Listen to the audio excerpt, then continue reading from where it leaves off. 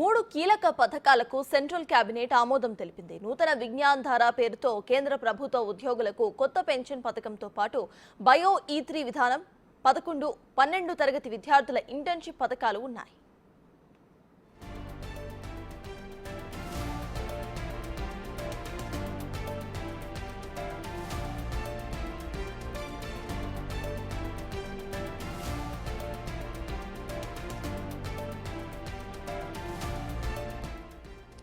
Bio manufacturing రంగానికి ఊతమిచ్చేలా bio E3 విధానంలో biotechnology for economy, environment, employment ఉన్నాయని కేంద్ర మంత్రి అశ్విని వైష్ణవ్ తెలిపారు.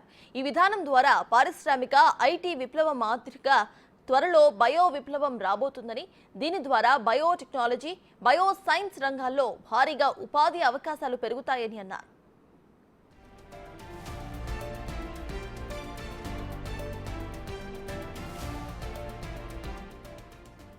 ఏకీకృత పెన్షన్ విధానానికి కూడా కేంద్ర కేబినెట్ సమ్మతి లభించిందని కేంద్ర మంత్రి వెల్లడించారు. ఉద్యోగులకు సామాజిక భద్రతను అందించే ఈ యూనిఫైడ్ పెన్షన్ స్కీమ్ ద్వారా 23 లక్షల మంది కేంద్ర ప్రభుత్వ ఉద్యోగులకు ప్రయోజనం కలుగుతుందని చెప్పారు.